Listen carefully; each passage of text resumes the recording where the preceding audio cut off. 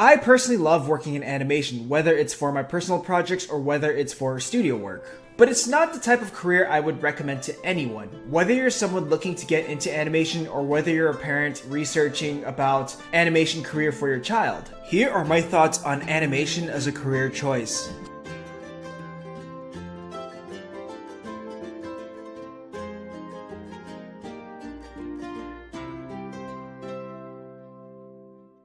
Hey guys, it's Toniko Pantoja, and today I'd like to talk about animation as a career choice. This is a question that I get a lot, and there are a lot of questions regarding about whether it's stable, how much money do you make out of it, what's the community like.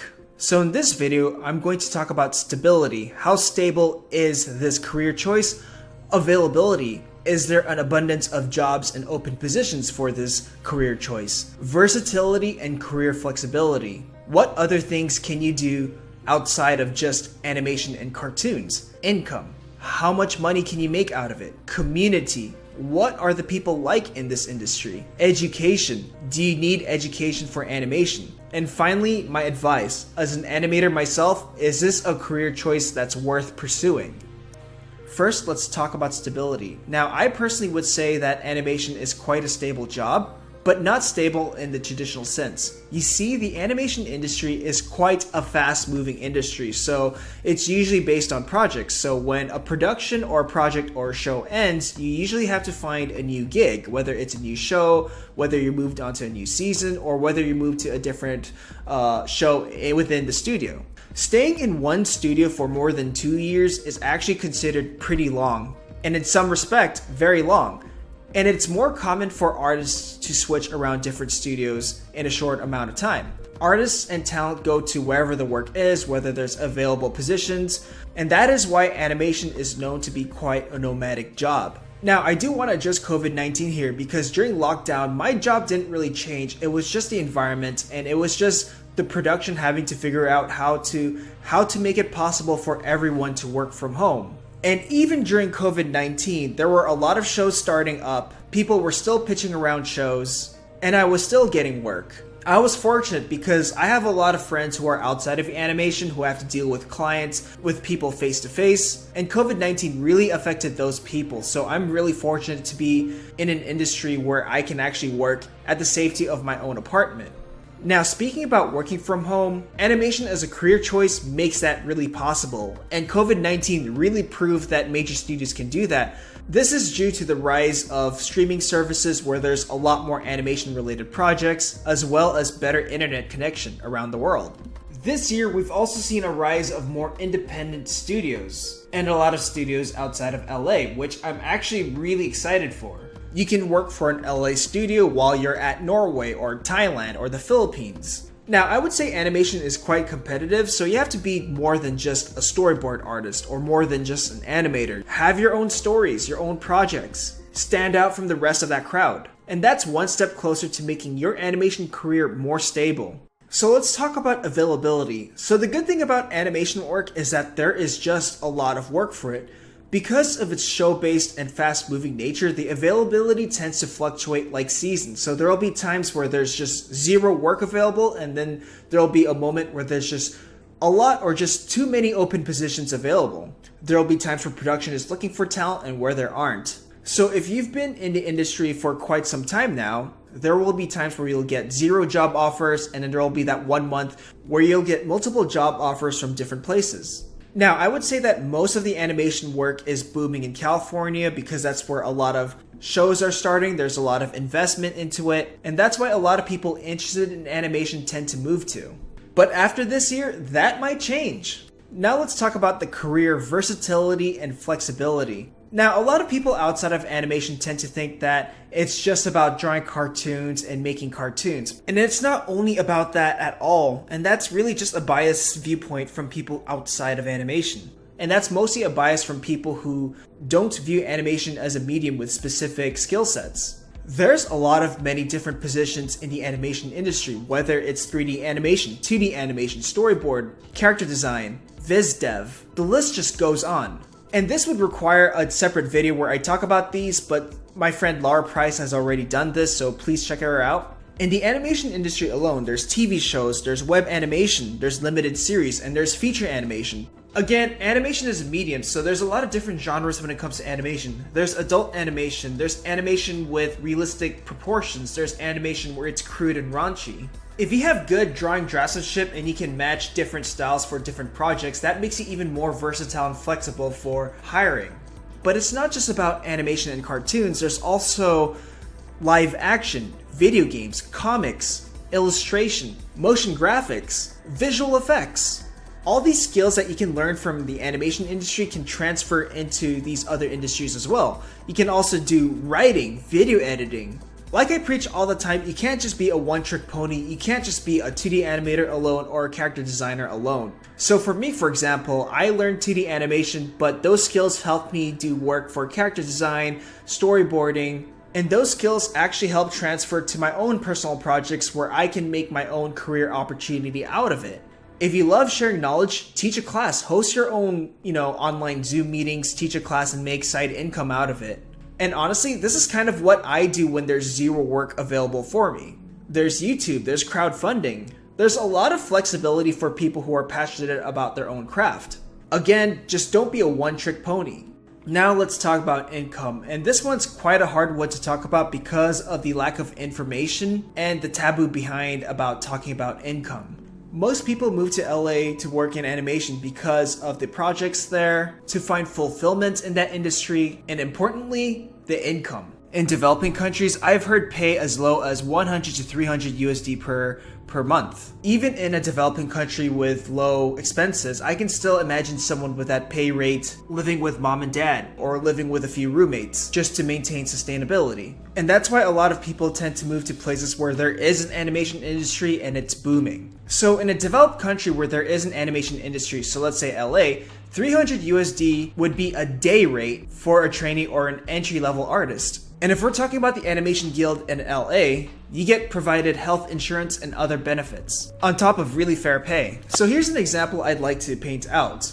An intern could make somewhere between 10 to 20 USD per hour. A trainee could make somewhere between 25 to 35 USD per hour. And then once you become a standard entry level, it only gets higher from there per hour. Even in other developed countries, $30 to $40 is considered a director's rate or a lead's rate. Honestly, I'm personally not familiar when it comes to other countries' rates and wages for their animators.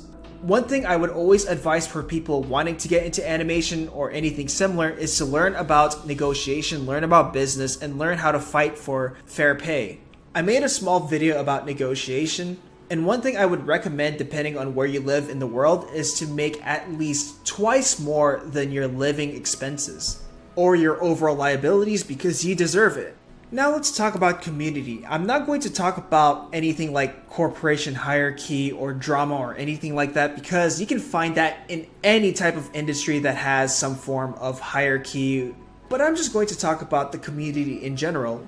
The animation community is quite small, so there's a lot of people that kind of know each other or know each other by name, and normally they're quite supportive of each other. People vouch for each other, and people usually hear good things about another person that they'd like to work with from another coworker. Now, because of how small this community is, it's also easy to remember people for both constructive and destructive reputations. So if you're someone that tends to get into arguments, rant about the industry, rant about the artists, people are going to remember that. If you commit something like plagiarism, that's pretty much a death sentence for your career. I would say never instigate fights with people that you might work with in the future. One thing I've noticed more in the animation community in more Western cultures is that they lean more towards the left side in terms of politics. There's a strong support for people that belong in the LGBT community. There's a strong support for people of color or people with different backgrounds. And they lean towards more of the Democratic or liberal side. Sure, there are some conservatives and Republicans in this industry too, but the majority of the younger people in the animation community are more into the demographic side. But I would say the community overall, they're pretty supportive of each other. Now let's talk about education. So the thing about getting into the animation industry, it's portfolio based. So if they like your work or your demo reel, they'll most likely hit you up for an interview. Technically, you do not need education. You do not need a full degree to be able to work in animation. However, that's an entirely different story for international individuals wanting to live in the country where they want to work at. So because I've dealt with visas in the past, you technically do need a degree to qualify for a standard work visa. In terms of education, there are some really great choices like workshop classes, so CDA, Concept Design Academy, CGMA, Gnomon Workshop. These are workshop schools where you can just pay for a topic that you want to learn, like storyboarding, and just take 10 sessions out of it. And that's pretty much it. And most of these classes are taught by people currently in the industry. So as far as degree courses, that really depends on your personal goals. So for me, for example, I liked CalArts because I got to make student films and I really wanted to make films and short stories. So it's really all about how you would decide to take that education. But personally, I would say that if you do go to an animation school or a degree, I would suggest to look at a school that makes students make a film, because you learn a lot of things like storyboarding, editing, character design, and then actually animating that film. It helps you become more versatile in the future, and that's why I've been able to make my own short films even after school. But if money is an issue, the degree isn't important, and you just want to learn specific topics, I would just look into workshop style schools like CGMA or CDA. Now I want to share my final thoughts or my final advice. Is animation worth the career choice? And here's my personal opinion. If you want to go into something like animation, I would say that you have to have a really strong passion for it, that you'd be willing to do any form of animation related work outside of your full-time job or outside of school. And it doesn't even have to be animation, it could be comics, it could be illustration. That's what I mean by doing something that's kind of related to what you've been passionate about. I think that you really have to have a strong love for it, where you want to tell stories, you want to tell ideas, you have your own thing that you want to do that's related to any animation skill set. Stuff like working on personal projects, and keep experimenting to find your own voice to stand out. Now, if you're the type of person that just wants to go into animation just to work for a studio like Disney or DreamWorks, I would say it's not for you. Because let's say you work at Disney, right? And then Disney just lets you go or doesn't give you the opportunities that you want. And let's say you just had a bad experience overall, and that viewpoint is going to inflict your own view on animation as a medium, which is not fair. But guess what? Disney doesn't care, DreamWorks doesn't care. Who are you without those studios? The ones who say that animation is a mistake or a terrible career choice probably don't have anything to say about their craft. They only see animation as this one-sided thing, whether it's just working for a studio or whether they have this mindset that animation should just be this and only this. Or maybe they had a terrible studio experience with terrible people, and they paint the animation industry or animation medium as that. So if you want to get into the animation industry or animation in general, really love it to the point where you're making stuff on your own free time, where you actually enjoy it, where you're willing to spend time doing that than trying to paint yourself in this successful lifestyle. Because there will be times where the animation industry is rough, it gets tough. There's a lot of stupid people in that industry who are on top. But you can't let that affect your love for the craft if you really love it. Personally, I feel that people know me more for my YouTube channel, my personal projects, more than the studios I worked for, the projects I was involved in. Because there's a lot of things I can express with animation and about animation without the influence of another studio. Also, I've been a victim of really bad production horror stories or projects that have been shelved or canceled. That's work I did a couple years ago, that's work I did for quite a while, and that's work that I'll probably never be able to show because of legal reasons. I don't let a studio define who I am. Now, the thing that I would suggest again and again is to learn more about business practices, negotiation, talk to artists who thrive well on their own without a studio representing them.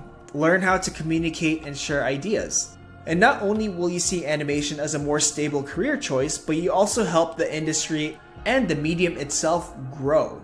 Tell your own stories, be personal about your work, be grounded about your work, and have strong viewpoints about the medium. Anyways, that's all I'd like to talk about. Bye.